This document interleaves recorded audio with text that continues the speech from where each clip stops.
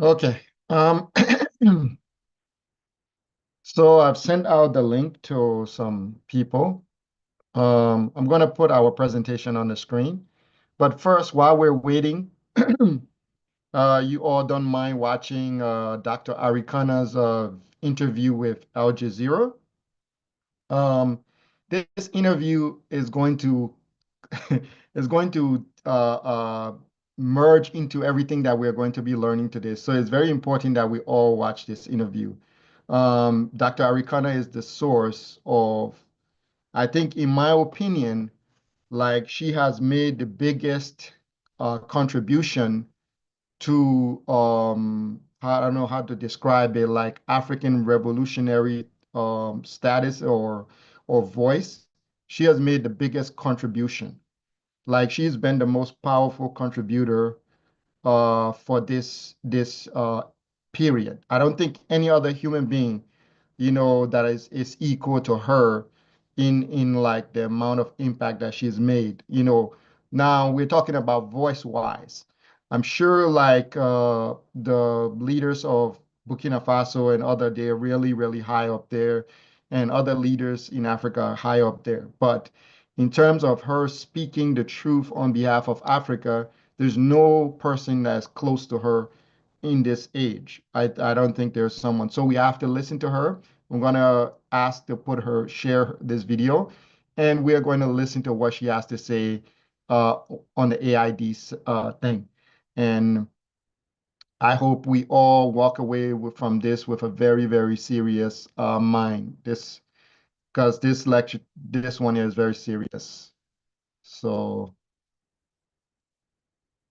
um, what's going on? Why am I?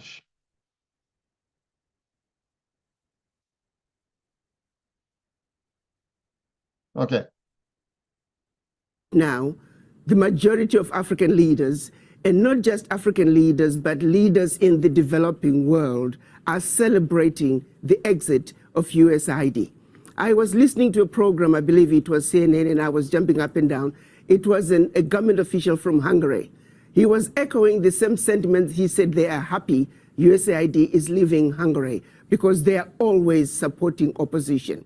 Their form of government advocacy is supporting whoever can keep the government in a turmoil. So, Ambassador, let me just jump in here for you. This is a message that I don't think many Americans hear. I think many Americans believe, not all of them, but many of them believe that AID was essentially set up for philanthropic reasons, for dealing with the HIV/AIDS crisis, dealing with the various instabilities in the region, dealing with infrastructure deficits. But you're saying that there was something else as part of that package, meddling. A major meddling agenda. Major meddling agenda. The majority of some of the workers, now the average USAID worker may not realize it, but quite a few of them are also operatives who are underground, and their major agenda is to destabilize governments, destabilize countries. If you think about it, their sole purpose, for example, filling in the gaps in healthcare and education, where is the change? Show me one country that USAID was in and education improved. Show me what country where USAID was in and healthcare improved. The social services they're bringing, it's peanuts. The American taxpayer needs to know the billions of dollars that are being given to USAID, a fraction is making it to the people. Look, one of the highest profile medicine programs is PEPFAR, which both Republicans and Democrats here in Washington are really having outcries about. It was one of the signature programs of President George W. Bush to try to respond to the HIV/AIDS epidemic in Africa. What's the view on that front? Let's look at what HIV/AIDS was used to do. We know of a program that was run out of South Africa where they actually were injecting people with the virus. The reason some of the AIDS virus spread as rapidly as it did in Southern Africa, there were some very dirty games being played on African people. They were using Africans as guinea pigs for experimental activities.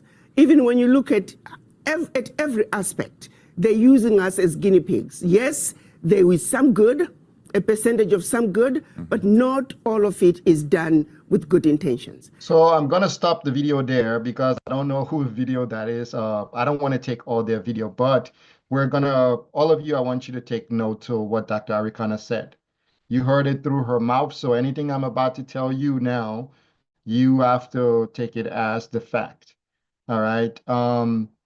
Even this part of the history is a little bit hard for me. As I'm learning it, as I learned it, it turns my stomach a little harder than any other part of the history. So without further delay, let me put your lecture on the screen. We are going to continue Africa's history, the entire history of the African people. So you all whoever has been participating in this series, you know that this series is to tell the entire history of Africa. So we have our timeline, and the timeline consists of the whole history of Africa written in chronological order. And we are starting with this current period, which is the 1900 or to the 20th century to the 21st century. We're starting with this period. So let's continue where we left off. I'm just going to find where we left off the last time.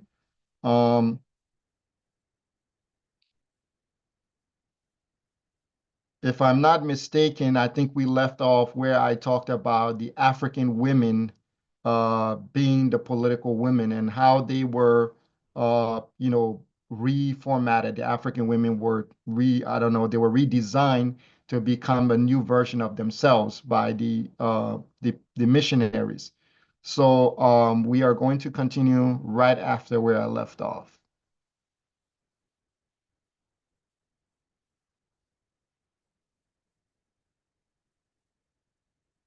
All right.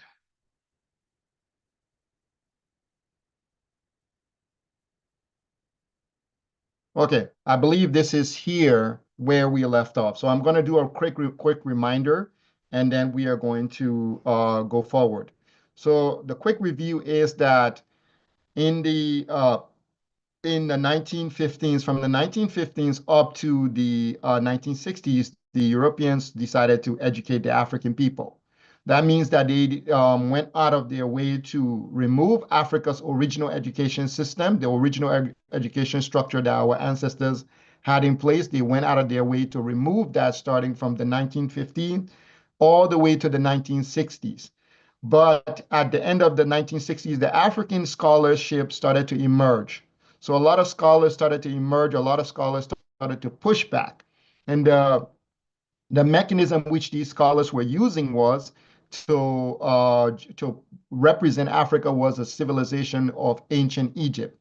All the scholars realized that Africa needed something, a longer period of history, because it seemed that when the Europeans came, they were telling history that Africa's history began with slavery or colonization, a very short period. And all the leadership decided that, well, Africa history has to be long. We have to go further back. So this was in the 1920s. The first Black woman, her name is Drusilla Dunjee Houston. She comes up with a book called The Wonderful Ethiopians of Africa, or of the Kushite empires. And many Africans now, men, started to follow her footsteps. And they started to create books concerning ancient Africa's history. They tried to connect Africa. So Sheikh Anta Diop comes later on, but before Sheikh Anta Diop emerged to become a historian about Africa history, there was an African woman who first was the leader in this. Drusilla Dunjee Houston in the 1920s, she wrote the first introduction to the ancient history of Egypt. She was the first one. And then after her, many other scholars took suit after her. So we go into the period where famous Africans now, Booker T. Washington, W.E. Du Bois, all of them, they're all these African, Marcus Garvey, they're all establishing a mechanism to educate Africans. So all of them are trying to figure out, how are we going to educate Africans? The missionary created the education system of Africa. They were the ones who created it. They, in the education system, they destroyed the mind of the Africans. They kidnapped young African men and women from their homes, or those Africans who went to, they went with a European army to another colony to go fight. When they died on the battlefield, their children were taken as uh, captives, or they were kidnapped and taken to the missionary schools. And then they were taught how to become seminary boys, seminary women. So the African women, as I said, they were not allowed to grow their hair. So this is where African women get the idea. In school today, when African women or girls are going to school, they're not allowed to grow their hair at a certain until they probably reach high school, or maybe even after that, they're not allowed to grow their hair. Originally, African women grew their hair from infants. They were constantly doing a lot of hair culture, but when the Europeans came into Africa, they focus on the African woman's hair, and they focus on her not having access to that hair anymore. Now, the mixed children that the Europeans had with the black people, those children were allowed to grow their hair. So there is something here.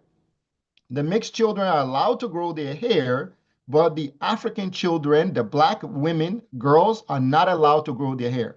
So you could put a mixed girl and a black girl next to each other. Only a mixed girl can grow her hair in that 1920s, 21, 22, 23, all the way up to the 60s. An African girl could not grow her hair. So this is how the education system was designed for the African people. Also, they introduced beating African children. So the missionaries introduced beating African children because they wanted African children to learn fear, one, and they wanted African children to learn the Bible and hold on to the Bible out of a strict sense of fear. So they implemented beating African children into the education system. So up to today, we Africans continue the system of beating our children. But that system, we did not have it originally where we beat our children. We inherited that system in the 1920s all the way up to the current time where we beat our children and we punish them, and we are very, very harsh against them. All this system came in later. So this is something that we need to understand about the pre-colonial and post-colonial Africa's education system.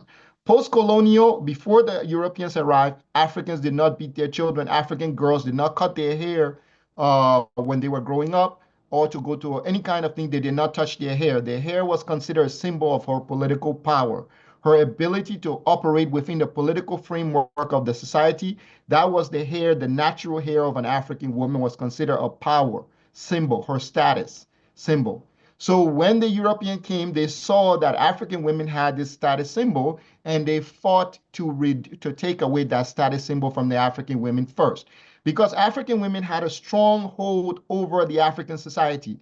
And they realized that if these women were removed from the society first, right? If we cut their hair, which is something that is very political, which is very, very, ingrained to their nature. We cut it and we shame it and we demonize it. We make them feel it's ugly, and then we glorify the yellow children's hair and we glorify the white children's hair. Then the African women are going to want those things. So this happened during the education system of the colonial period. So we have to be aware of that.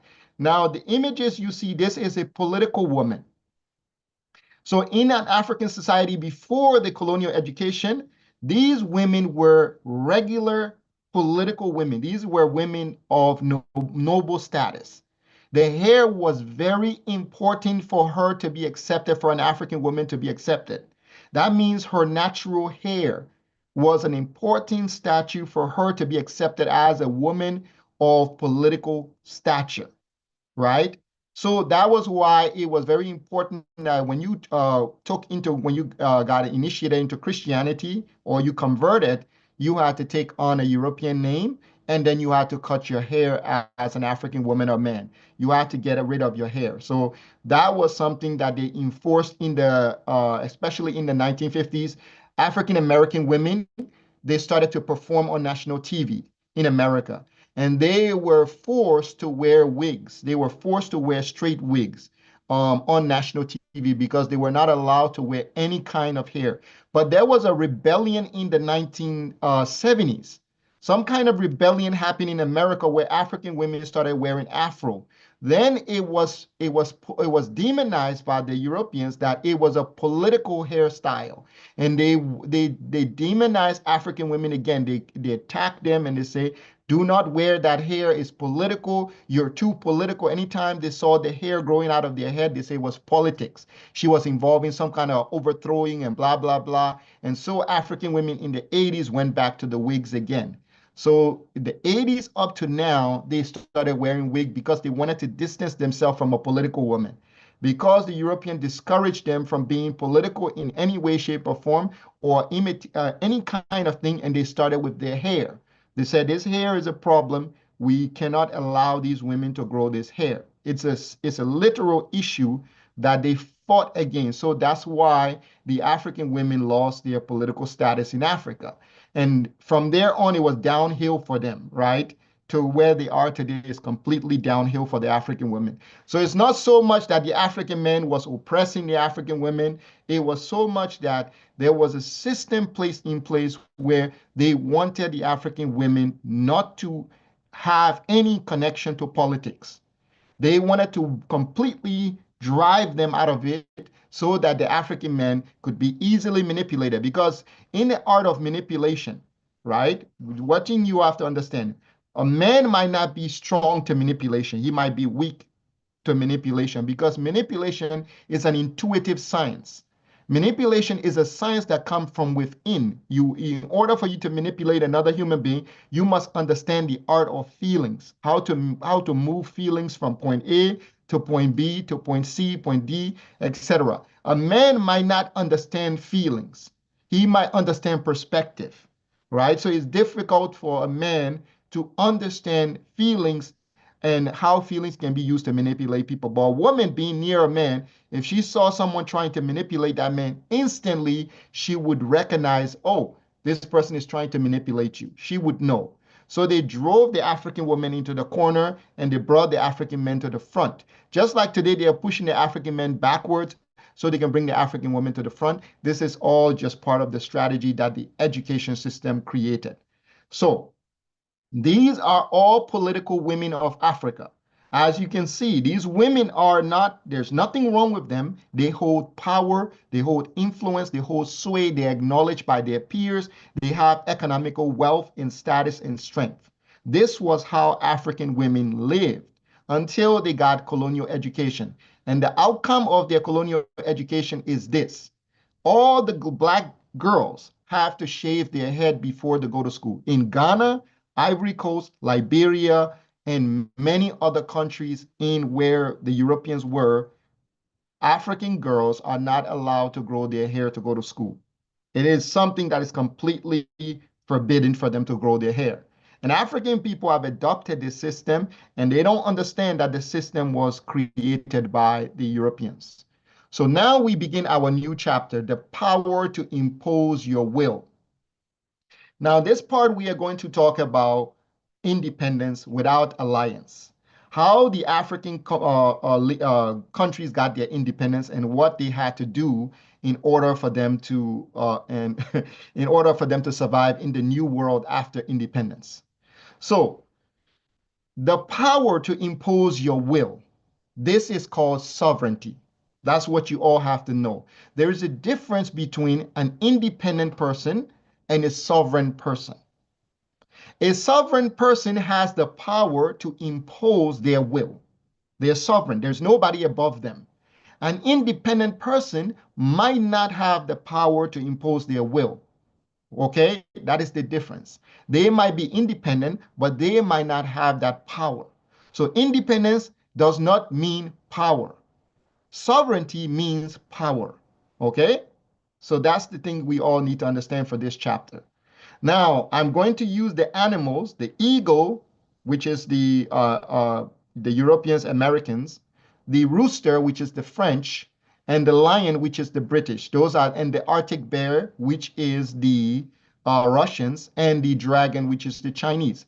Those are the 4 animals that rule the world. Okay? When we are talking about the world that we live in today, the four animals that rule this world is the eagle, the rooster, the lion, the Arctic bear, and the dragon. There is no African animal in this, right? These are the symbolic animals of European nations. So all of these nations have a political ideology. All of them come with a political ideology. The eagle has its political ideology, which is capitalism, and which is also a democracy system from Rome. Rome, the place they call Rome, the Roman Empire. They took their democracy from the Roman Empire. They took their scientific culture from the Greeks. So this is what the eagle is. That's their civilization. Their civilization is built on two things: Roman governance or Roman military governance, and then the Greco scientific system.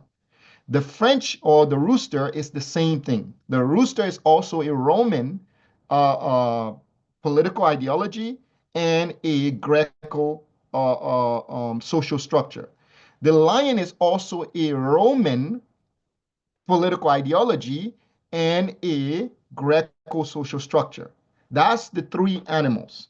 The Arctic bear is different. The Arctic bear has a communist idea. They have their own idea called some kind of Marxist socialist idea.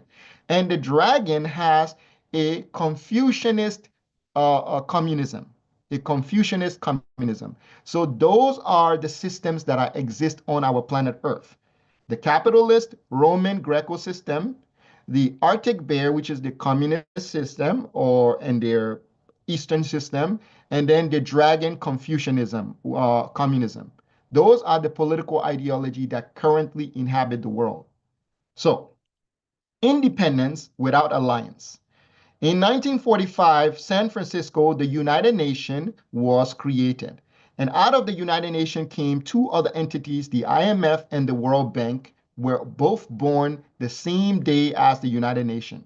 So the people during the Paris Peace Conference, there was a Paris Peace Conference to discuss the fate of the nations that were defeated in the World War II, which was Italy, Germany. Germany especially had to be punished. So all the colonies in Africa, all the colonies that belonged to Germany were taken and divided between the three animals above.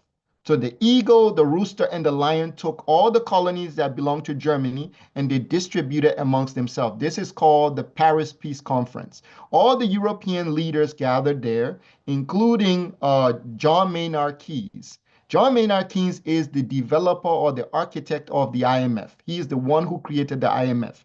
He is the one who created the monetary system we live in today. So all of you here wondering how Africa is poor, where they come up with the global economical structure that we all living in today, and Africa cannot trade and Africa cannot do this. The individual that came up with this is called John Maynard Keynes. He was part of the Paris Peace Conference delegate, and at that point, they decided that they would create a new world order. So the five heads and the people of the third world, that's what comes next. So the colonial fowls, some of the colonial fowls or the colonial chickens or dictators, some of them met their end in Africa through violence. When it was time to remove the colonial powers after World War II, some Africans fought their colonial powers and removed them through violence. Some Africans did not get the chance to fight them. They protested and the colonial power faked its own death. What he did was he faked his own death so that he can remain alive. He came back alive in another way.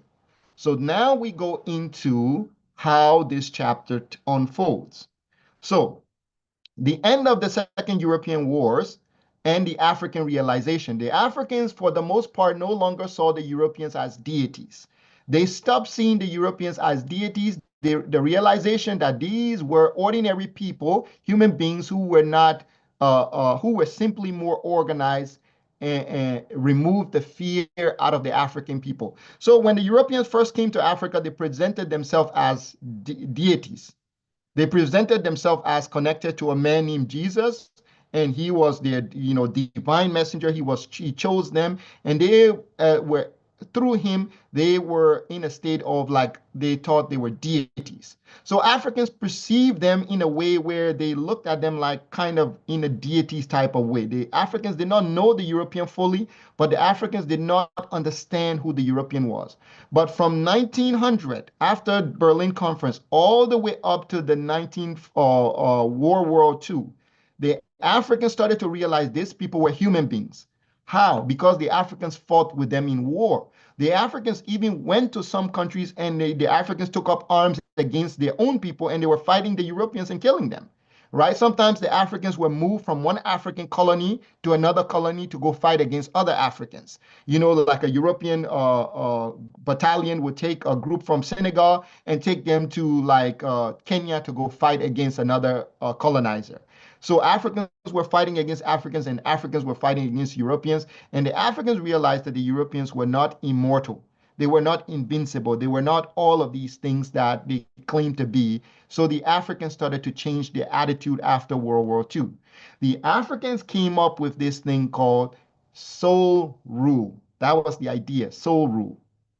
So 1948, 1963 to 1990, unrest, self-governance, independence, and the New World Order. After the Africans returned from Europe's Civil War, every African country gradually became restless. Algeria, Madagascar, Kenya from 1950s to 1963, Djibouti 1977, Angola, Mozambique 1975, Zimbabwe 1980, Namibia 1990. All these African countries become extremely restless with having a political like a European ruling them. They become extremely, or they don't want it anymore. So the Africans oppose the European. Now the Africans went to the Europeans and they said, we want something called the right to sole rule. This is where you all have to pay very close attention to what happened. If you pay close attention to this part, you're going to understand how we ended up in the way we ended up. The condition of transfer of the right to sole rule. That's what they said. They didn't say we want sovereignty, the right to impose ourselves or so and so. They say we want to be the only ones to rule in Ghana. We want to be the only ones to rule in Kenya. We want to be the only ones to rule in Mali. So in Mali, not we want to be the only one to rule for all our lives. No, they say we just want sole rule. So the conditions of transfer of right to sole rule emerge in this period called the independence period. Now, paperworks were written. There was a document that was written. There was paperwork were needed in order for the European to transfer the properties and the institutions to the African hands. So Africans demanded we sole rule, right? Sole rule means independence. They demanded independence. We should rule ourselves. That's what they said. So the Europeans said, well, if you want to rule yourself, then we are going to write up a document, a paperwork, and we're going to transfer the property and the institution to your hands. So within the document, now they put in conditions for you to rule yourself. There are conditions. If you are going to rule yourself, if you're going to be independent, then I'm going to put some conditions in. You have to follow these conditions. So this is where we get in 2000, I believe, what year was it? 2007 or no, 2017. Dr. Arikana blows the whole thing on France, what France was doing to the Francophone nations. Dr. Arikana was the first African voice that came and spoke on France, and she said, France is doing this to the African nations. Nobody knew about it. Why did nobody know about it? Because it was written in the paperwork, and the documents needed to transfer the property and the institution into African hands. Like they put in conditions. If you're going to be independent, we are going to give you conditions for your independence and clauses. Terms were written in the contract for the transfer of the institution. There is a fundamental difference between what Africans wanted and what Africans actually needed. So today we are realizing what Africans needed. Our ancestors did not know what Africans needed. They only knew what they wanted. They wanted something called sole rule. We want to be the only ruler in parliament. That's what it was. Because during the colonial period, Africans and Europeans worked in African parliaments together. So you would have an African parliament, like a parliament set up in Kenya. And within the parliament, you would have Africans sitting in the Senate, and you will have Europeans governing the Senate. Then the Africans said, no, we want to be the only one ruling the Senate. That was what they asked for, sole rule. So what we needed, what the Africans needed is different. Now, Africans wanted sole rule, similar to a king who wants to rule his own people. So imagine a king who wants to rule his own people. Say, okay, you know what? I don't want you to sit in the chair next to me. I want to rule my own people by myself. So you go sit over there and I'm going to rule them. But you can tell me what to do and I will rule them in the chair by myself. So that is the conditions and the clause in the independence document that we got. All of our nations in Africa, when they were given independence, they were, well, most of them, I would say about 60% of them were given conditions and clauses in the independence document that they would live by, right, in order for them to get independence. The only nations who refused to sign the document were Guinea, Mali, and I believe Guinea and Mali refused. So in punishment for what they did for refusing, France destroyed their institution. France went into the pipe. They took out the pipes out of the thing. They took all the furniture out of the office. They looted the entire nation because they said that if you don't sign this document, you don't accept these terms and clause, and we are going to take away everything. So the other African countries like Ivory Coast, Kenya, Uganda, Tanzania, they were all afraid that the Europeans were going to destroy everything they built. So they said, no, we will sign the conditions of the independence and we will accept the terms, and then you guys can leave everything as it is. Then we'll be the only one ruling.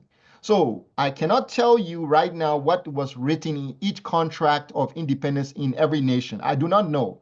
But Dr. Arikana seemed to know what was written in the Francophone nations contract. So, that's why she's so impressive, because she knew. Now, all of us, we don't know what was written in the different contracts for every nation. Now, Africans versus the Eastern Bloc. So, in this period called the Cold War period, the Africans found themselves, when they were given independence, they found themselves in a new world where there was something called an Eastern Bloc. In the new world, Eastern Bloc. This is called the Warsaw Pact. That means all the nations that were part of the USSR, they were part of something called the Warsaw Pact. The Warsaw Pact. And all of the nations that were on the Western Bloc, these nations were part of something called NATO. And Africans were given the terminology third world nations. Africans were called third world countries, meaning those countries who have gained independence, but they have not chosen an allegiance to a new master yet. So you have been given independence, but now you have to sign your allegiance to one of the two masters, right? So the African struggle for independence began during the period called the Cold War, where the US and the USSR had a high tension of nuclear war, and the USSR established the Treaty of Friendship, Cooperation, and Mutual Assistance. So that's what the USSR treaty was called. The Treaty of Friendship, Cooperation, and Mutual Assistance. That was their treaty in the Warsaw Pact.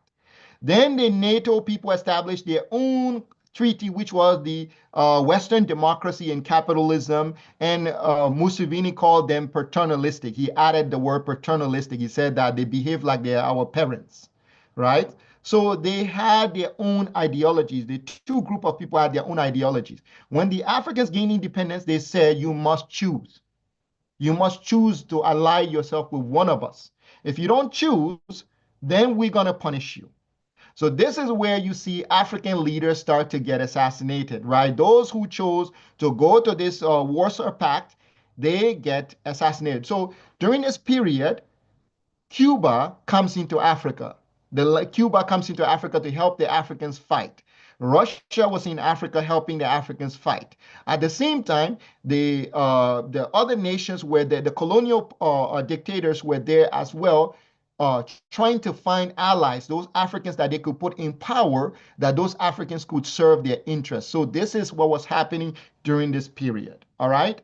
So the Africans found themselves in a world that they were already contested by two and then three powers. There were three powers contesting for the world. So the Africans had to choose. So it's not like, oh, no, you can't be independent. There's no such thing as independent. You must choose one of these groups. If you don't choose, you die. That was how it was set up during that in that period, right? And those Africans who you saw them get assassinated is because they tried to do.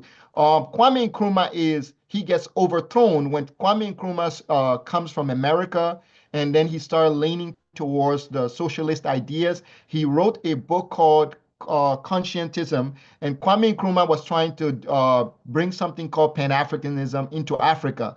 And then they asked him to choose between the two groups.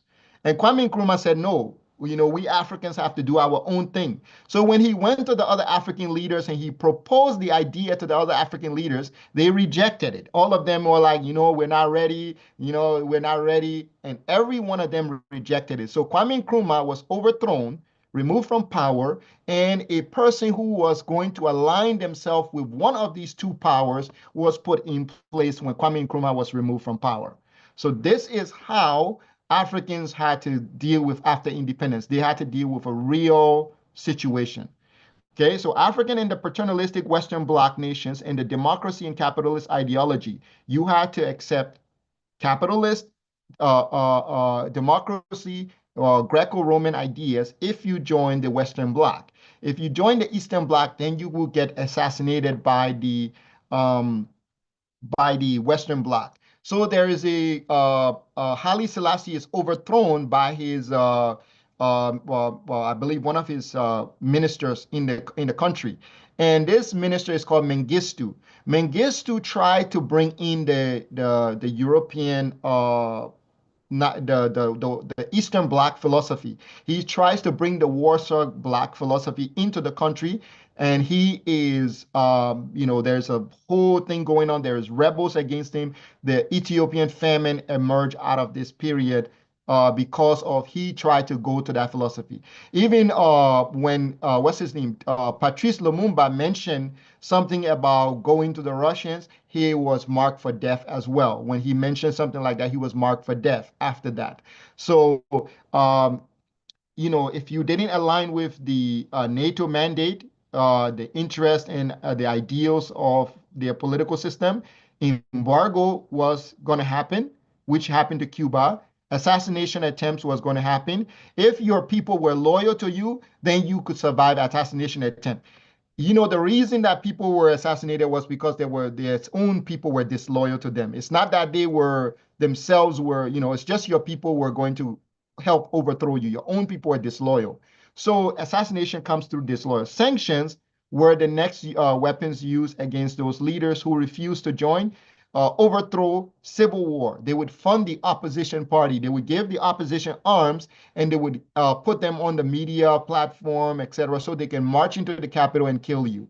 Right? So 1958, France colonial pact with France Afrique. So in 1958, France created the colonial pact with France Afrique.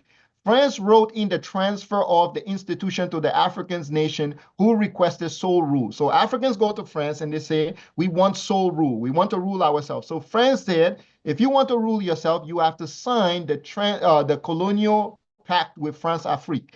And in the pact, it says you have to deposit your money. You have to keep your money in France. You have to use our currency, keep your money in France, and then if you want to take some of your money back, you are going to ask us for a loan, and we are going to get interest on that money. And then if you don't pay it back, you owe us money on your own money.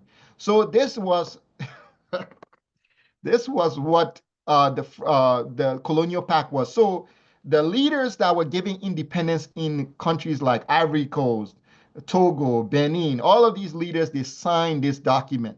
right? The only two countries that read the document and said, hell no, we are not signing it, were the two countries we called Guinea and Mali. They refused, and France destroyed their entire institution. They went into the sewage, they took out the commode, they took out the chair, they took the spoons, they took all the paint off the wall. They destroyed everything because France was not going to let them do what they want to do.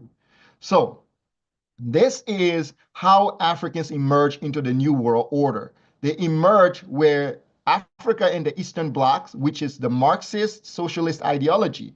Now, Africans don't, a lot of Africans didn't, when they emerged, they did not know Africans had a political ideology originally. They didn't know that our ancestors had a political ideology. No African knew that we had an original political ideology in our culture. All they knew was that there was Marxist and then there was capitalist. And a lot of Africans who came out of colonial powers, they did not like the capitalists so much. They were more leaning towards the Marxists. And so those people were branded as socialists and they were overthrown, every one of them. So the Marxist independent movement wave happened in Africa. It was due to that sparked the civil war in Ethiopia, causing the deaths of and the famine of millions of Ethiopians. So between the East and the West Europe, private ownership versus collective ownership was the term. So the main issue of these two philosophies, this political philosophy, one was private ownership. The Western people say you can own as much private things and you can be as rich as infinity. And the Eastern Bloc say, well, it's a collective ownership. That means, and the means of production, we have to figure out how to deal with the means of production. So we have the third nation, China, goes to the USSR and they take their philosophy.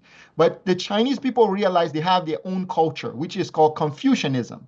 So the Chinese took some of the Marxist philosophy and they infused it with the Chinese Confucianist culture. So they melted the two of them together so they could distance themselves from the Russians. They didn't want to be considered like, they didn't want the Russians to have like some kind of sovereignty over them, some kind of like big brother over them. So they decided, you know what? We can't just take these people's ideas and we just blanket it. No. So they infused it with Confucianism system and they changed it around. And that was how the Chinese got their own version of communism.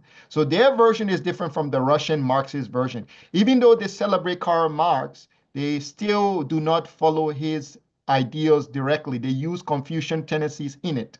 So the USSR maintained their social, economic, and political philosophy. Many Africans, idealists, and revolutionaries adopted it. Ethiopia tried to use it, Ghana tried to use it, Tanzania tried to use it, Guinea tried to use it, Senegal tried to use it, all of them. And there was also the ideas of Pan-Africanism which emerged. Now, Pan-Africanism doesn't tell you how to govern. Pan-Africanism tells Africans that Africans should govern, and Africans should have power, and Africans should unite, and Africans should build something, but it doesn't tell you how to do it. Pan-Africanism doesn't tell you how exactly to do it. So this is why Africans they could not use Pan-Africanism right away. They were looking at Pan-Africanism like, okay, you say we should unite, but how do we organize our institution? How do we distribute resources? You're not telling us none of those things. So what are we going to do with you? So the Africans did not know what to do with this Pan-Africanism. So they had to choose between one of the two philosophies. And majority of the Africans, after they realized that they were getting assassinated, they were getting killed, the Africans started to lean towards the NATO philosophy. They all distanced themselves from the Soviet philosophy. And especially after the collapse of the Soviet, the Africans distanced themselves further from that, and they started to embrace the NATO because NATO was using very, very, measures like extreme measures to keep the Africans in check. So Africa in the 1953 PRC. So the PRC is the People's Republic of China. China comes into Africa in 1953. Now, China comes into Africa with 5 principles of peaceful coexistence. So they bring a new philosophy into Africa, which is called the 5 principles of peaceful coexistence. They say mutual respect for sovereignty. That means You are a sovereign nation. We are a sovereign nation. So we respect you as that. We're not going to have no business in your sovereignty. Then they said mutual non-aggression. So they said, we are not going to be aggressive towards you. You're not going to be aggressive towards us. That's the second pillar of the African or the world philosophy. Then they say non-interference in the internal affairs of each other. We're not going to interfere in your government. Whatever you do, we're not going to interfere, and you don't interfere in our government, right? And then they came up with equity, equality, and mutual benefit, peaceful coexistence. Those were the pillars that China brought to Africa in 1953. China took it to India, Korea, and everybody else. That's their political philosophy they took to everybody. But NATO has their own political philosophy, which they brought to us. And they say, you take our philosophy where we tell you what to do or we eliminate you. So then, with the Soviet Union collapse, they had their own problem to deal with. So Africans, all of them embraced the Western Bloc philosophy. So Africa in 1944 to 1945, United Nations and the 5 nations, Union of the Soviet Socialist Republic, United Nations of the Great Britain, United States of America, France, and the later Republic of China, World Peacekeeper, World Security Council. So the Africans now, the world realized that there were 3 contending philosophies. So they had to divide the United Nations power into amongst these people. So China was given one of the seat on the Security Council because China had emerged as a power by itself.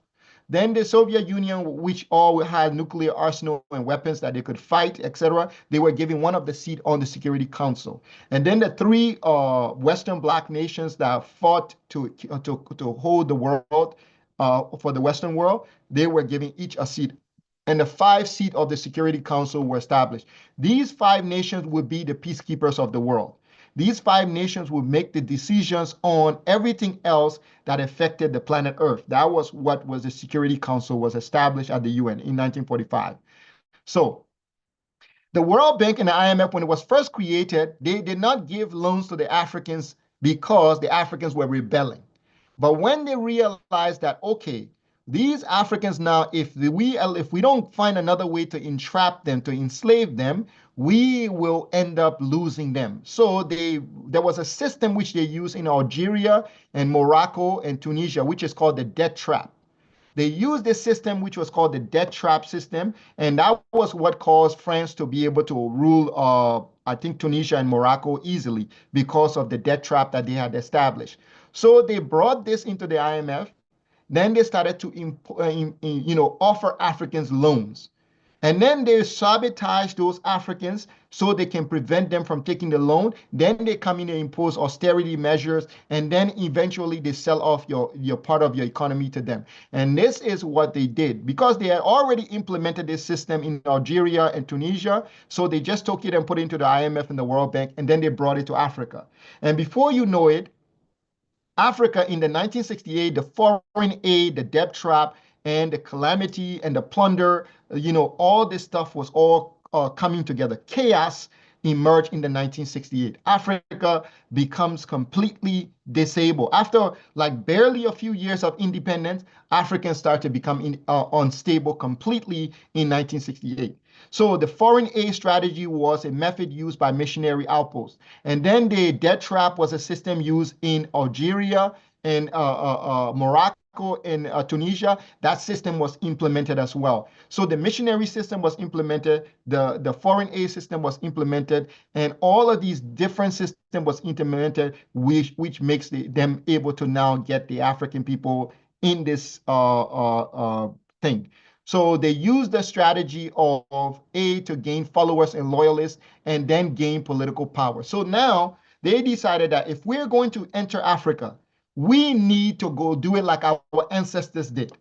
When our ancestors first came to Africa, they had no allies on the African continent. What they did was they provided aid to the small, poor Africans. There were Africans at the bottom of the food chain. They went and they sent the missionaries to provide aid for those Africans.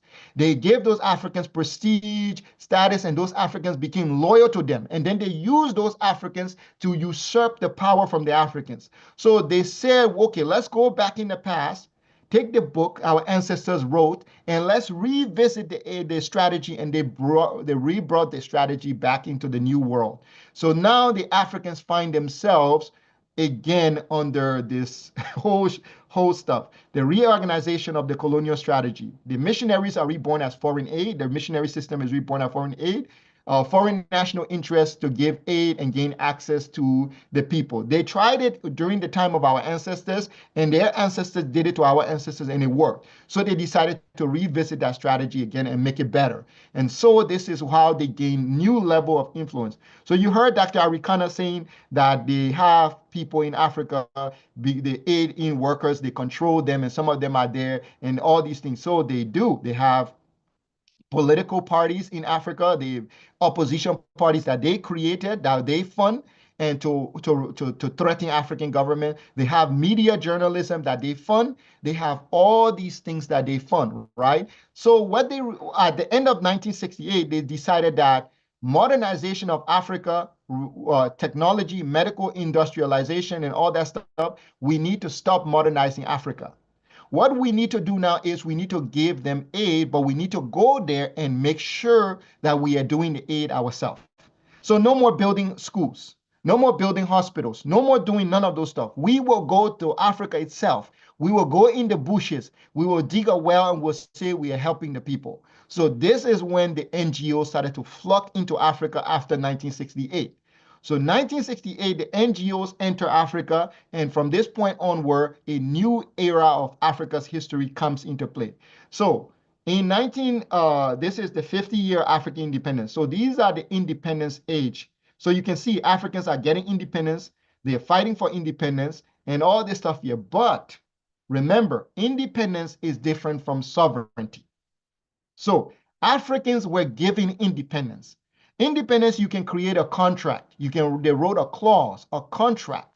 Every independent nation in Africa has a contract that was written by the Europeans to give them their independence. So there's something written in the contract that me and you don't know, okay? We don't know.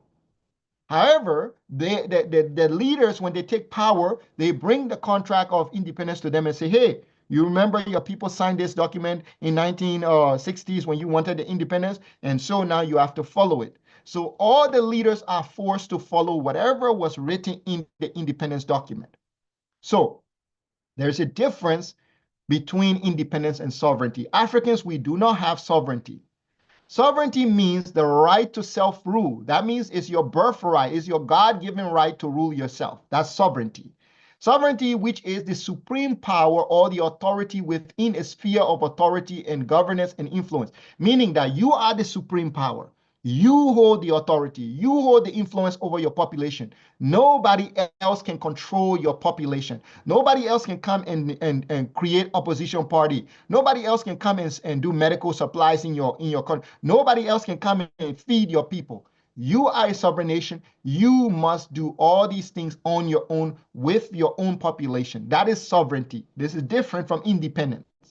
Independence means the right to sole rule. Independence means the right to sole rule. That means only Black people will rule Ghana. But it doesn't mean within Ghana. Only Black people rule Ghana within Ghana. But it doesn't mean Ghana cannot be ruled by Europe. Okay, independence doesn't mean Ghana cannot be ruled by Europe or America or Germany or something. No, that is the difference you Africans need to understand. Independence means you, a Black person, your Black face will be the face of the leader. No white man can come and stand in Africa and rule with a white face, but a Black man can rule. That's what independence means. However, it does not mean sovereignty. It means that outside of Ghana, who's going to rule Ghana from outside of Ghana? Or who's going to rule Kenya from outside of Kenya? The people who are going to rule Kenya from outside of Kenya are the colonial powers. That is what the difference between independence and sovereignty. Sovereignty means nobody's going to rule it. We are going to rule it. We are going to do it. Everything's going to be done by us. We don't need your aid. None of that. Sovereignty is different. So Africans, you need to understand the difference between independence and sovereignty. We celebrate independence. We don't celebrate sovereignty. Okay? Every year, each of you, on a certain day, you celebrate independence, right? The right to be ruled by a Black person. But you don't celebrate sovereignty, which means that You control the nation, you control the resource, you control everything. You don't celebrate that. So independence means the right to sole rule. Africans fought for independence because European colonists has established their own government and court of law in Africa. That's why we were fighting for independence. We were not fighting for sovereignty. We were fighting for independence because the Europeans came into Africa. They set up a court of law and they set up a government. Then our brothers and sisters that were joined them earlier on, they gave them positions. So they were working together in Congress. They were making the decision for the black people in the colony.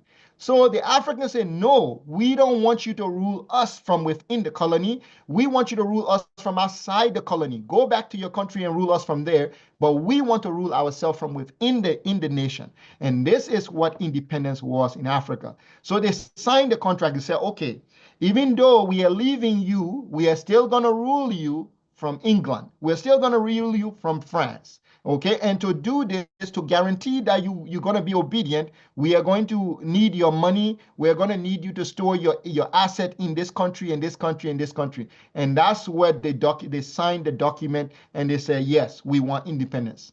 So this is how Africans got independence. So you must know the difference, all right? The court of laws, they mixed it with Africans and they shared the rule. They shared the rule with Africans. Like a Congress, that was what Africans wanted. We don't want to be a Congress. We don't want to share the rule of our people here. You can rule us from outside, but you can rule us from inside. So Africans fought for and gained independence. However, the independence did not grant them sovereignty. So amongst Africans, there is a confusion that independence and sovereignty are the same thing. Africans think that independence and sovereignty are the same thing. It's two different things. Independence, Africans celebrate independence, but they don't know what sovereignty and its role in nature or the universe is. We don't know sovereignty. We know independence, but not sovereignty as a people. Sovereignty is not something people can give you. Sovereignty is not something people can give you. Sovereignty is not something people can tell you. There's no contract involved in the sovereignty. You take your power back. You say, the only thing between me and you is God. Right? And if God is not coming down with lightning and thunder and flashing the sky and splitting the earth, I'm not letting you do this. And so that is something different. That's called sovereignty. Independence, you take a document and you sign it, and then you accept the terms of transfer of institution and sovereignty. So, and this rule, sovereignty is not something people can give you or tell you or take from you. It's a divine mandate, a manifestation of the willpower of the people, their realization of self, and their total dedication to the complete actualization of self. That is sovereignty. This is the perfect definition of sovereignty, which I wrote here. So independence is different from that. Sovereign comes from an African sphere of authority, governance, and influence. That's what sovereignty would mean. It would mean this is an African sphere of authority, governance, and influence. That means we control all our population. We control everything. All the things that are happening in our country, we control it. But that is not true. We did not control everything. So divided, we are weak. United, Africa can become one of the greatest forces for good in the world. This is what Kwame Nkrumah told the Africans. Right? But the Africans said, no, we don't want it. So they rejected this idea and they were forced to choose between one of the two blocks. Being that the third world nation, meaning those nations who got independence, but they're not aligned to either Europe or Russia, they must choose who they're going to be with. And so what's his name? Zimbabwe chose China. And what happened to Zimbabwe? Zimbabwe was sanctioned. And Eritrea chose nobody. And what happened to Eritrea? Eritrea was sanctioned and isolated. And because you can't commit assassination in Eritrea because the way Eritrea is set up, you can't do none of those things. Eritrea is a little bit protected because you can't do that. So you can't do a lot of stuff. So instead, they punish Eritrea with global sanctions, etc. But Zimbabwe also was punished. But the rest of the African nations, they all had to follow. They all had to go. So from 1956 to 1960, African freedom fighter, revolutionaries, idealists all struggled with ideology. The biggest thing in Africa was ideology. The Africans looked to the different Europeans to find their way. The Cold War between US and USSR forced Africans to choose between two foreign ideals, US, NATO, Roman, Greek, democracy and governance, capitalism, or the Soviet, Marxist, Leninist, socialist. China was under US embargo as well. So China did not have the power to impose their own system in Africa because they were under US embargo, fighting to establish their sovereignty. So while China was dealing with their own sovereignty, North Korea was invaded by South Korea. North invaded South Korea, the US intervened, and the Korean War started. So Africans grew restless. Riots started, guerrilla warfare. The Africans started to fight the colonizers so they can gain independence. So all this is just telling you how the Africans started their fight to gain independence. But no matter how every one of them came out of independence, they all had to accept a colonial pact with the colonizer in their independence. Every one of them had to. The only two countries that are known to have refused are Guinea and Mali, right? So we are going to stop here. And when we come back next time, we are going to talk about how the five nations that rule the United Nations, the five powers that rule the United Nations, how these five powers, when they leave the United Nations, they can go into Africa and wage any conflict they want. But then when they go back and they put on the United Nations uniform, they can then mediate between the same conflict that they're causing. So this is what the five nations do, right? They are the heads of the council, but then when they leave, each of them go, they have their own political guarantee in Africa, they come and they impose it. But then when they go to the United Nations, then they make the decision. So the African people are just living in a world of, I don't know what to call it. It's like the most weird thing.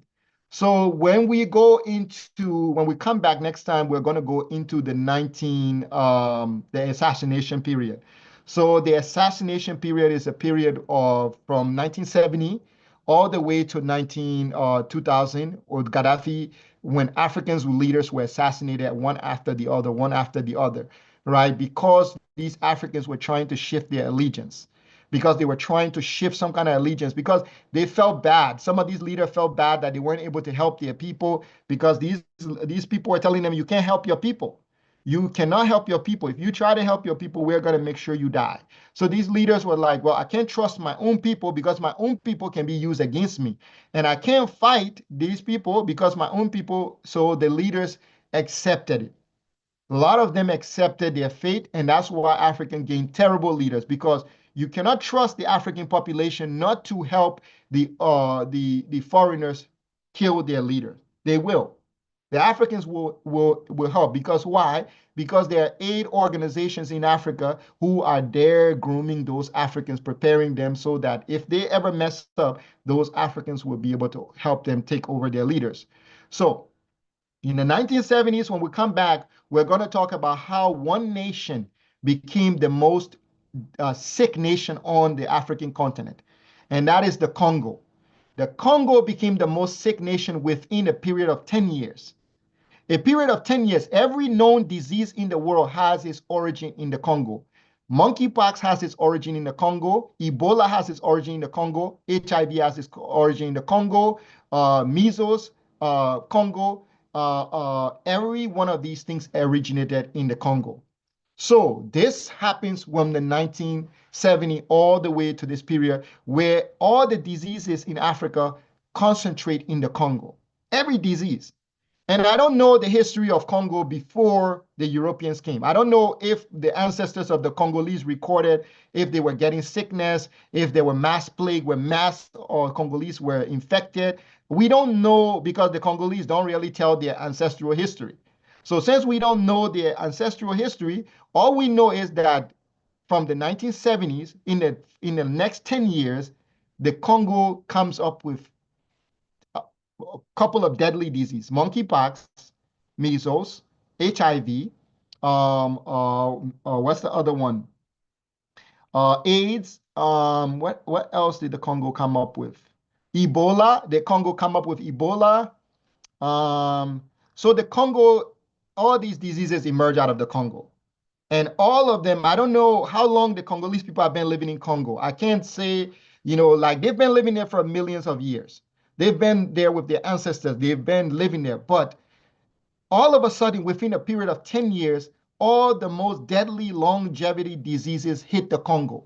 And then from this period on, the Congo becomes the sickest nation on earth. with all the deadly diseases.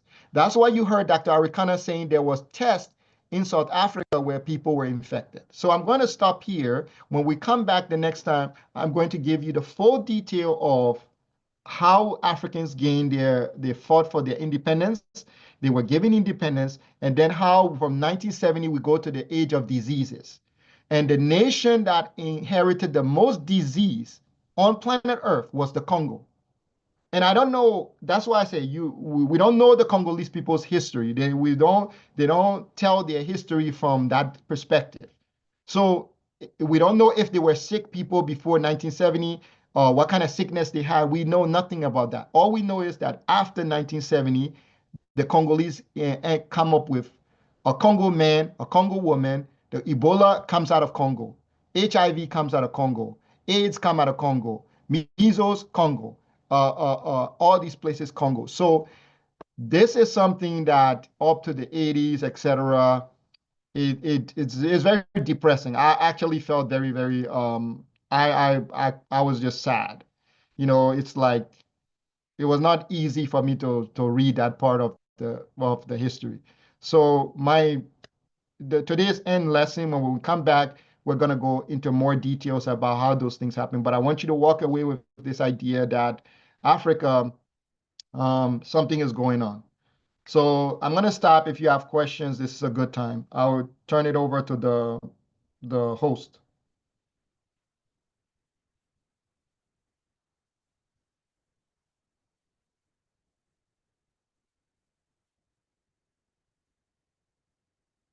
Where is our host?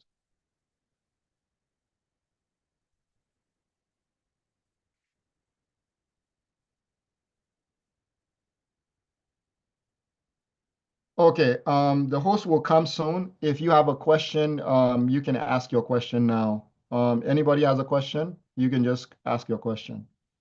When the host comes, then we'll.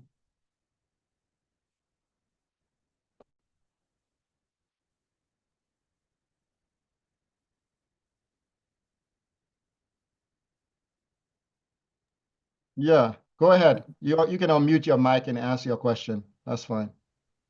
Yeah, thank you for all. So though I lost the beginning. So in your opinion now, actually, now I understand why Africa is where it is, because we don't know the contracts. I mean, that sovereignty story. That's why we are all crying that, oh, we are still colonized. It's because of what is in place. So after telling us all this, what do you think is the way forward? How can we get our sovereignty without being killed? Well, sovereignty has nothing to do. Sovereignty is not you can't be afraid of dying if sovereignty, because sovereignty is going beyond the fear of death. Is you realizing that your children, your descendants, are more important than your own self, your own life. That's what sovereignty is. Sovereignty is you realizing that the human beings are not these people are human beings, and you are a human being, and the same thing they have, you have that, and the same potential they have, you have that. The only thing as Africans, what we are doing is we are fighting a segregated struggle. The women are on one side and the men are on one side. The men are divided. The men are trying to build separately, and the women are trying to build separately. We have so many things that we are doing separately that because we are doing it separately, we are not able to meet the criteria for sovereignty, right? Sovereignty does not come from you creating one organization, I creating my own organization, you creating that organization. That's not how sovereignty works. Sovereignty comes from everybody living under one culture, one political influence. Now, it doesn't mean that they don't have different opinions. They do have different opinions, but the opinion is to the greater good of the people. The opinion is not my idea is better than yours. The opinion is, does this idea benefit all of us? Does it make all of our lives better? Then it's a good idea. If the idea is, that is what's limiting our sovereignty. Our sovereignty is escapes us because we try to build individual things which does not fall into the criteria of sovereignty. That's independence. Independence is you ruling separately, individually. Sovereignty is you doing it together, all of you, in one pot. You put the food in one pot, all of you put your hand in it, and you all eat out of that pot. And if, all of you are watching the food in the pot together, that is sovereignty. Sovereignty is everybody in it. So we will all have to get in it if we want like to be sovereign as a people. All of us will have to jump in the pot together. So there can be your idea, my idea, his idea. That's independence. Independence is individual stuff. Sovereignty is collective, everybody together in the same pot. That's how we can be free. I hope that answers your question.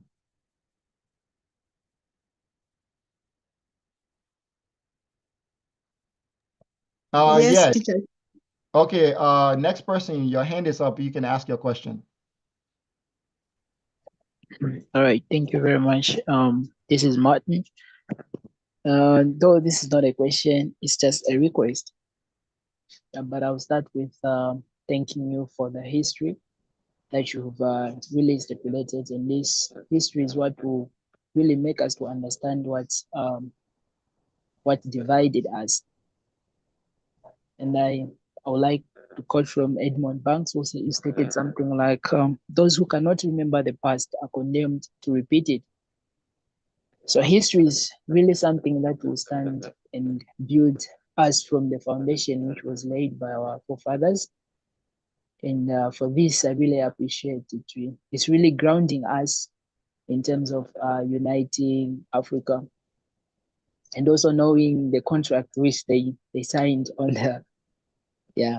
And my request is, are there any books that we can start reading in order for us to understand what really happened in the history, like in the past?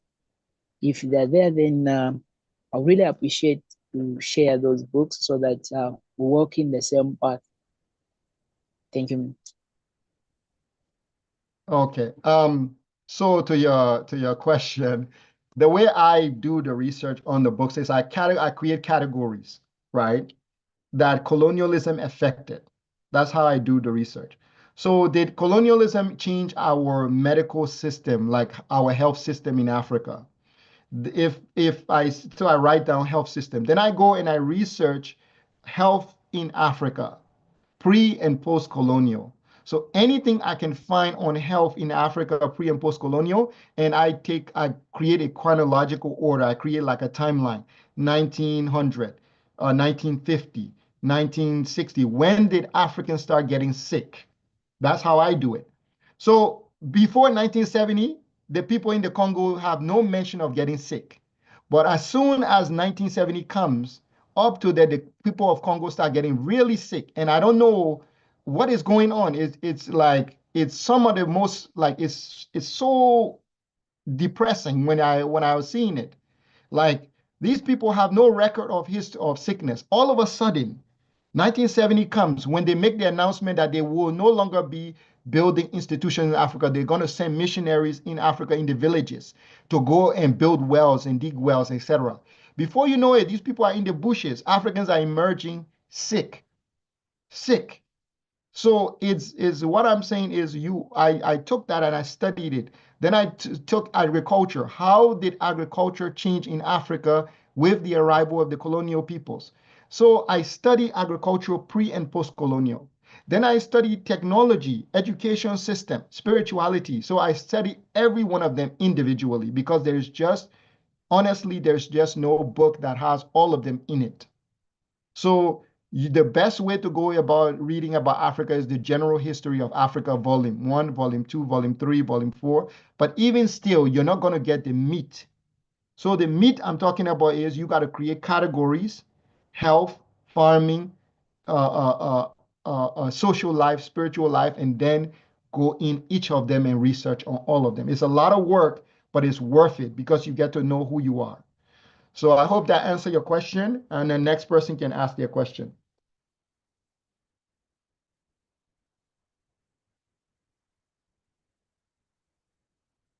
Yeah, next person, you can ask your question. It's fine. Just ask. Thank you very much. Really appreciate.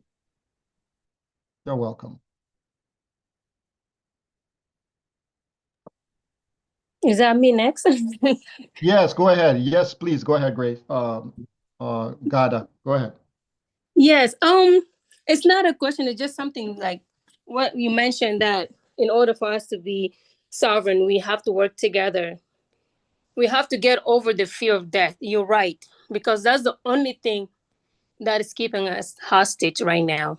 Because if you look at it, they're controlling us through diseases and through other means, assassination, all that.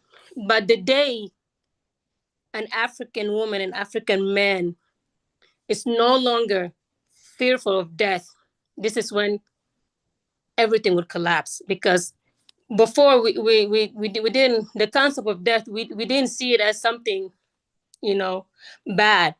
It's like we see it as a transition in our culture. But the European turned that around and make it as a bad thing, and use that, to keep us in control. I have shared a book. I'm not sure if you guys can see it. It's called Emerging Virus. I don't know if you can see it. Yeah, well, yeah, we see the book. Yes. Uh, I encourage, everybody to get this book and read it. You know what I'm saying? When this is, we'll see where our problem, comes from. Like you said, in the 1970s, we didn't have AIDS. Wasn't in Africa, you know, but it is something that has been manufactured and spread. You know what I'm saying? And also, there's another book I will share it too. It's called Race, Traits, and Tendency of the American Negro. You know what I'm saying? If you read that book too, you will see the tactics that they use. Because everything they do in Africa, they do it in the United States, they do it in Caribbean, and all of them, to control the Black men and women. Even though they'll do it in a mass scale in Africa, also they do it in the micro scales in those areas. So what we need to do as Africans is to study the Europeans. We need to study their political system, and why is it they're so desperate in controlling us. Because a Black man, they said the Black man is the only man that can annihilate the white man genetically. So it's all about population control. The more of us out there, the more they will get extinct. So this is something that we need to study. The political system, whatever the evil plans that they're doing. That's what I just want to share. Thank you. you are correct. There's nothing to be added to what you said. 100%.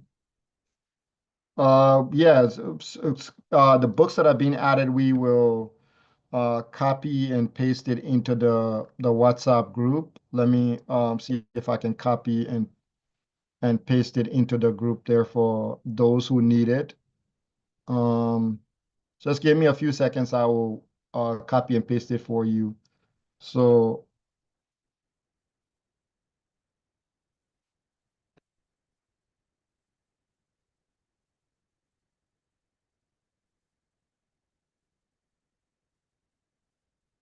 okay.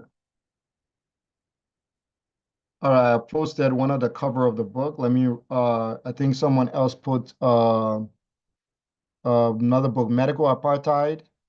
So let me copy and paste that in the group again. So that way you can just go and look up the books yourself. But as I said, if you study Africa's pre and post-colonial medical history, we don't have a lot of sickness in Africa, but I just mentioned a few of them. So a lot of sickness came into Africa, I just mentioned a few of them, but a lot of them came into Africa because of these group of people. So, just letting you all know. So then, Akwago, you had a question?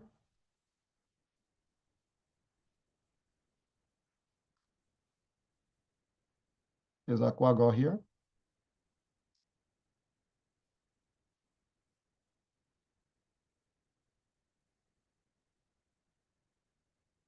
Oh, okay, he left.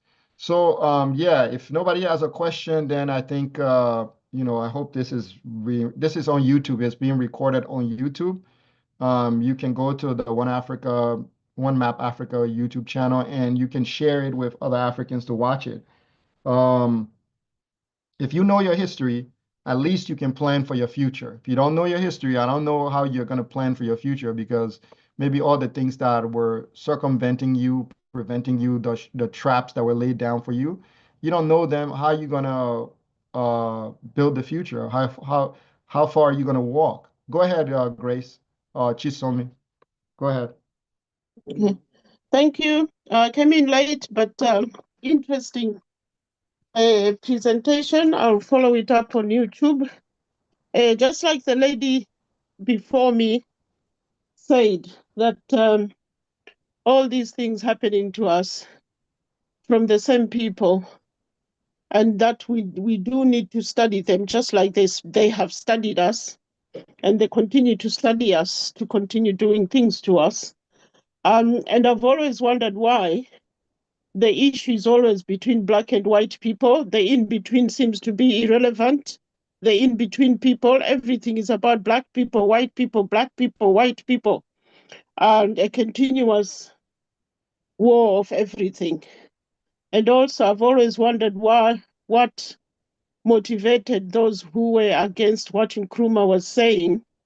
Was it just to maintain their relationship with white people, or did corruption start at the time that they were corrupted and they wanted the money from them like they do now? What's going on with us? And it's an interesting concept when you say there's a difference between sovereignty and independence. And then I'm wondering, why do we celebrate independence, not the sovereignty itself? Thank you. There you go. The leaders, in terms of Kwame Nkrumah, I think the leaders lacked a vision. They didn't believe that they were naive. They had they just gotten what you call the independence, that they taught sole rule. So a lot of them were in a forgiving mood. A lot of the leaders were in a forgiving mood. They were in a friendly mood. So it was like a mood base. Did it on a mood base. They were like, we don't want to rock the boat right now because everything's going good. These people are, like, we've signed some contracts. They're gonna, give us maybe some money on the side. We're gonna do this, we're gonna do that. We're friends. So let's not rock the boat. If we go try to unite and become one people, then, we try to, they were content with what they had gotten. That was just the truth of the matter. And Kwame Nkrumah was not content. He wanted sovereignty. He was aiming for sovereignty, and people didn't understand why he wanted sovereignty. Nobody understood it. They were like, why do you want it? We are content with we're okay now. They're not going to rule us anymore from inside the country. They're going to rule us from outside. So it's okay. We are fine now. And here we are today. Yeah. Is it perhaps to do with our Ubuntu spirit that just says it's okay, bring them in, we'll coexist, and don't ignore the fact that they are oppressing us? Okay, this is go ahead. Let me explain something to all of you. Now, I teach, I will be honest with all of you. The original Ubuntu system is not being taught in Africa. It hasn't been taught in Africa for 1,000 years. Okay, that I swear to all of you, the original Ubuntu system is not as like I am, because you are as simple as that. The original Ubuntu is based on categories. So the first Ubuntu is like the Ubuntu within a person. Then the Ubuntu between a person. The Ubuntu in the surrounding. That means it goes from one African country to another, to another, to another. Then the Ubuntu in totality. So there are levels of Ubuntu. Ubuntu within the family, Ubuntu within the community, Ubuntu within the society, Ubuntu within the collective, right? There are layers of Ubuntu. You have to first give Ubuntu to your people before you give Ubuntu to an outsider. We misunderstood our ancestral culture, where we started to think Ubuntu was candy. You just give it away. No, you don't give Ubuntu to a foreigner until you have given it to your family, your community, your society, and the collective. And if you have not given it to them, you cannot give it to the foreigner. So what we did was we went past that. We broke that original system of Ubuntu. We chose the one where each of us are independently operating under Ubuntu, but we deal with foreigners. We give foreigners Ubuntu. So you see, foreigners come into Africa all the time, and we're giving them Ubuntu. But when it comes to giving Ubuntu to each other, we do not give it to each other, right? So this was where we messed up. Ubuntu, we did not understand it. So there's a class which I teach every Sunday called Initiation. And I explain the actual African system, what was there before. Even our economy system before was different. The cattle count system, the cattle economy system.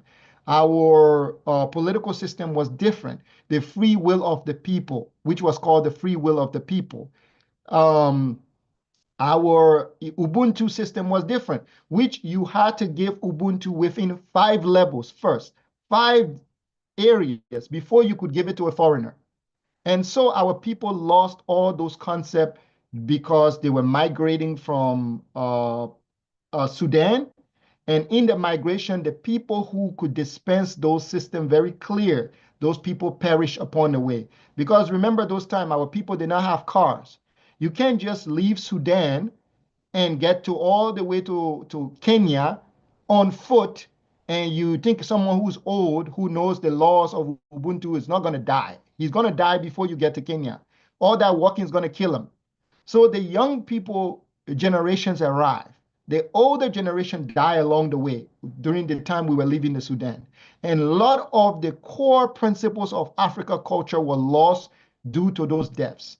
And after that, we found ourselves with a new generation trying to start African culture according to their understanding. And those were when we taught a shallow version of Ubuntu. So we don't give Ubuntu to foreigners like that. We are supposed to give it after we've given it to all our people. And if you've not given it to the next clan next over, the clan over, the clan over, if you don't have Ubuntu with them, you cannot give Ubuntu to a foreigner.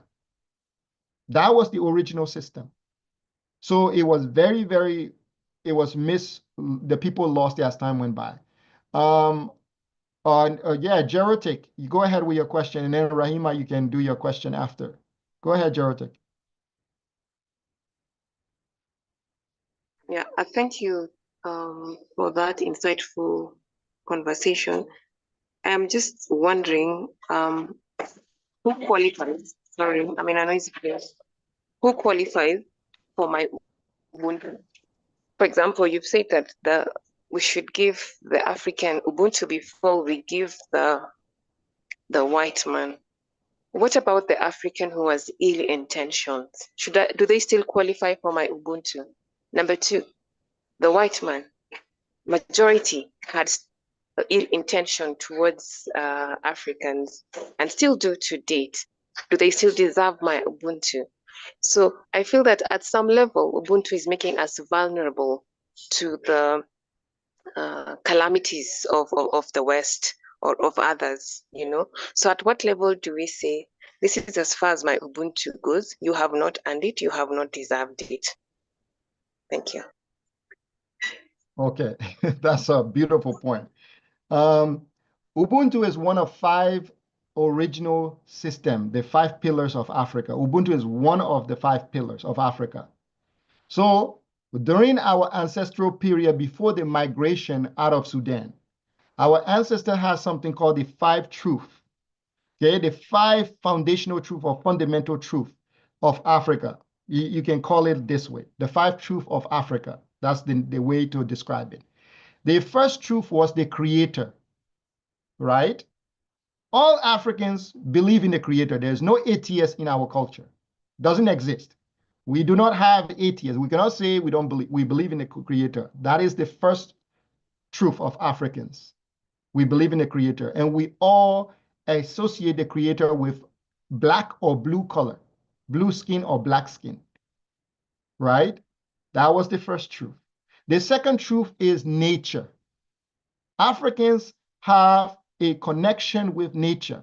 Nature is a living consciousness in which we exchange knowledge and well-being through nature. That's the second truth of Africa.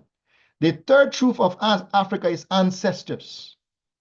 African people, we may have clans, and every clan connects back to the original ancestors of Africa who were called the perfect dark or black people. Okay, the perfect black or the perfect dark people, they were the people who had very, very black skin. They said they were perfect, being that they had no lie. They did not lie. They did not steal. They had no weakness. They did not do things that were considered what we would do today in this day and age. So they are called perfect. Those ancestors are the founders of the clans. They're the ones who established all the different clan ancestors. And the clan ancestors became our way to get to those ancestors. So we would talk to the clan ancestors to communicate with those group of perfect ancestors, and those perfect ancestors would talk to the creator. That's how we did it. So the third truth of Africa is ancestors. The fourth truth of Africa is called Ma'at. There's a system called Ma'at. We know about the 42 courts, the 42 courts of Ma'at. There were 42 courts.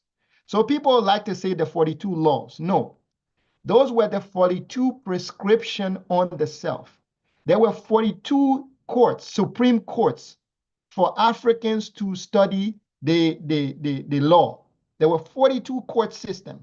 That means if you had any grievances, you could take them to one of the 42 Supreme Courts. The reason we have 42 Supreme Court was because it represents the time that a woman takes to conceive a child, 42 weeks. 42 weeks is said to be the gestation period which a woman gives birth. 9 months equal 9 months. So our ancestors established 42 court system, justice system, where the laws, different type of customary laws were understood and punished and practiced there. But the 42 laws which they distributed to every individual in the society was called the 42 laws of Ma'at, the confessions. So we will make the confessions when we go to the temple to make a supplication, to pray at the temple. We would make the supplication. When we want to ask our ancestors for favors, we will make the 42 supplications. But the 42 laws are not the full law of the nation. They're just the laws you use for supplications. The 42 judicial system are court systems. You go, you stand in front of judges, and we go through customary law and we decide this and this and this and this by customary law. So the fourth truth of Africa is Ma'at. And the final truth is Ubuntu. So you can't give Ubuntu to someone who rejects customary law. You understand, my sister? This is to your question now. Ubuntu is the fifth truth. So if Ubuntu does not fall in the criteria of the fourth truth and the third truth and the second truth and the first truth, you cannot give Ubuntu to anyone who does not fall within those four criteria. Ma'at, ancestor, nature, creator. Cannot give them Ubuntu. So Ubuntu is a benefit because I've followed the four conditions of my ancestors. The fifth condition is given to me as a condition of me following my ancestral way. So this is what the original system was set up for Africans. I hope that answers your question on how to give Ubuntu. If you see the person does not fall into those categories, don't give them Ubuntu, black or white. You know, do they follow the 42 negative confessions? Do they follow our customary ancestral law, our land, the law of our land? Do they hate our ancestors? Do they call them devils and demons? Do they demonize our creator, our version of the creator? Those, you do not give Ubuntu to those type of people, because you are giving it to poison. They will poison you right back. I hope that answered your question. Raima, you can ask your question if you please. If you please. Wow, that was a great breakdown. Thank you so much. Yeah, I just to mention about, I went to the National Archives when I was in Ghana, and I learned that it was mandatory for all heirs of thrones of, they made them change their names from kings and queens to chiefs. Children, it was mandatory that they went to school. If they didn't go to school, the entire village would be fined. And I also learned about the first 4 that were forced to go to school and how they turned out. But anyways, the point is, in terms of the mentality of the people there, when you said something, when the question was asked regarding the 6, the 5 that was with Dr. Nkrumah, and how they had a different mindset, and just came to mind to me about the educational system. And also, when I was there, I learned there was 2 schools of thought. There's the school of like Pan-Africanism, which they call Nkrumahism. And then there was another set that they called the double blessing, which says that colonization brought them the blessing of Christianity. This was my understanding of it. And so you had these, and they also thought that colonization, if it had lasted longer, Ghana would have been more developed like South Africa. This is the things that I heard from people there. And yeah, okay, I'll leave it at that. Thank you. Yeah, because they wanted, Ghana, especially, they're very grateful. Why? Because what people don't realize is the stories that are in the Bible belong to the African people, but the stories are corrupted. You understand? So the land that they call Egypt, right? The word for Egypt, if you translate it directly into the hieroglyphs, is called Akashiretsua. Okay, Akashiretsua, that's the name. And the interpretation of this name is the administration where the pillars, these giant pillars are, where the exact measurements, the pillars are exactly measured or perfectly measured. And within the pillars are the history of humankind. So it says, Akashiretswami, A means administration, and Ka refers to measurement, like a balance or perfect measurement. And then the Shu refers to the pillars that hold the temple up. And then Ret means human, okay? The history of human being written in stone in the pillars. That's what it means. So the Europeans know our ancestors wrote human history, all of the human history of planet Earth into the stones. They know that. When they came there, they found our libraries. They interpreted our libraries, and things that their sensitivities did not like, they scribble it out and they put their own version of it there. So they changed the names to the Greco names. They changed the rituals. Similarly, they altered the stories. But the stories, each of them can be found in Africa. Ghana especially, because the Ghanaians then come from the priesthood. The Yoruba people come from the artisans of Memphis. So the Igbo people come from the school of Keminu. The people from East Africa, the people from Southern Africa come from the Valley of Thebes. The people from Kenya and all those places, they come from, why is it slipping my mind all of a sudden? I can't think of where the people of East Africa come from. Oh, the people of the Rwandan people come from the city of Thebes. So all these Africans came from those different cities. They came from there. They know the history. When the European came and you started reading their history to them, they were like, we already know this stuff. So they took the book, thinking that it was their story. Someone had taken the time to write their story down and the person had done a good thing for them. they took the book and they swallowed it, not knowing that that person had corrupted the book. So yes, the story is parallel to what is written on the pyramids, but the story is corrupted. That's why the Ghanaian people are so grateful to the colonizer for bringing the stories to them. That's why in East Africa they're grateful for the colonizer for bringing the stories to them. Oh, you brought our stories from Egypt. But the colonizer has already spoiled the story. He already corrupted it, made it very, very sickening. So that is to, why you notice something like that when you were in Ghana. I hope that helps. Yes. Thank you. Okay. Akwago wanted to ask me a question. Let me see. You made a clear difference between independent and sovereign and how Africans still suffer due to independence. Now we really helped so they call elite class, especially academic dictators, professor, understand the ballot box on the European model, etc. So he says there's an election coming, and do elections matter in Africa? Do they make a difference?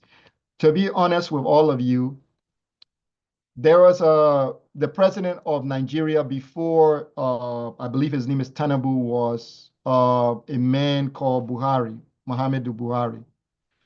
Now, Buhari was elected.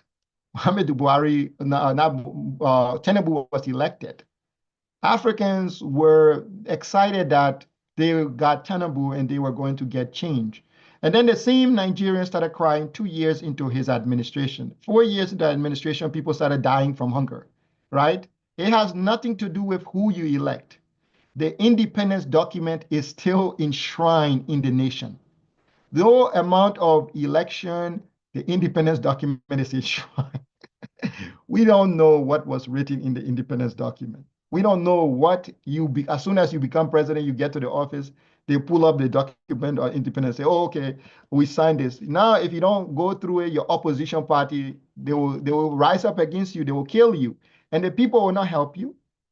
There are journalists in Africa who are paid, they're Black people, they're paid by the Westerners to help. Or there are opposition party who are established specifically, and they can be given media coverage on CNN. They can be given media coverage on Fox. They can be given media coverage on every news station in Europe. All they just need is for you to say like that, and immediately. She said, how is it spelled? I will spell it for you.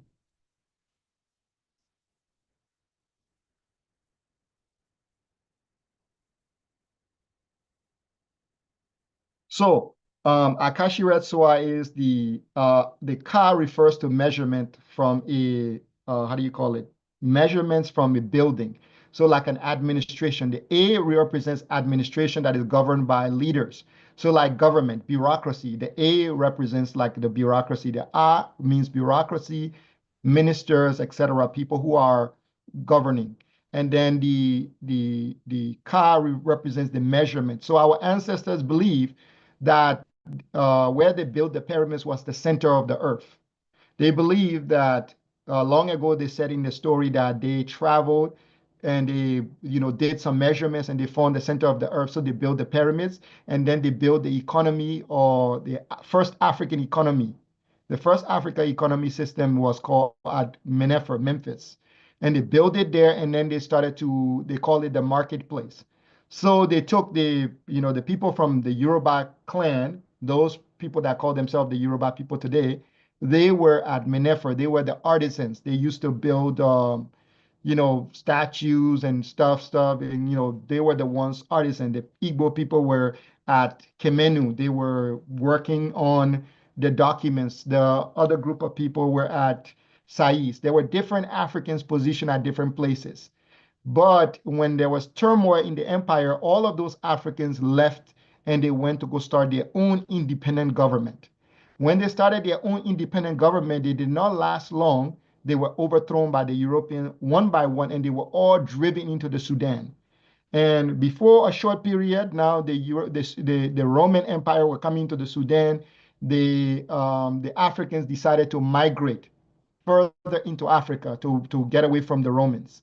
So when they pushed into Africa further, That's when a lot of the old people died during this period, the people. So in the system, you cannot inherit knowledge unless you reach a certain category. So like, for example, I am an initiate in a knowledge, like a different degree above you. I possess a level of knowledge above you. You don't know any of that knowledge, but I know it because I was initiated into it. But if I die and I'm the only one with that knowledge, and I have not initiated another person into that knowledge, the knowledge will disappear. That is the system we were using, where we would initiate people into knowledge, but then it became that the people who had the top knowledge of the system, those people were so few that when they died, it was harder for our people to transfer the knowledge to everybody else. That was why we ended up the way we ended up, because our system just could not, we didn't have an effective system of transferring knowledge from people to people. Any more questions before we close up? Otherwise, we can close up now.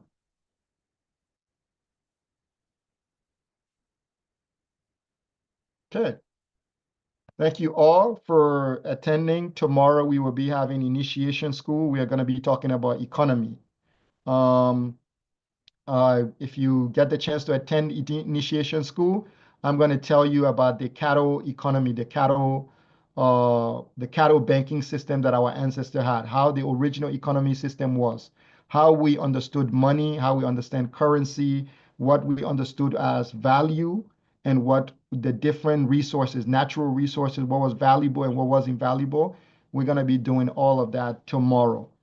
And the more you understand about how Africa is used to do it, the more it'll be easy for you to go back to doing it that way. You can take the modern system, integrate it with our ancestral system, and you can have what the Chinese did.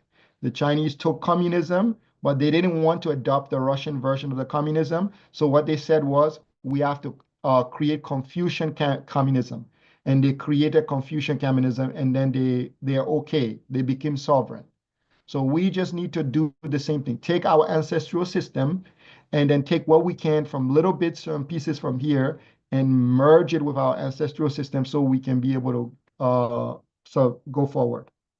I will share the link in the group tomorrow, the WhatsApp group. I think just join the OMA history class group. If you're already in the OMA history class group, I'll share the link tomorrow. You can attend. Okay. Everybody good then? I will see you all tomorrow, those of you who attend, and then we'll see you all in 2 weeks for the next chapter of African history.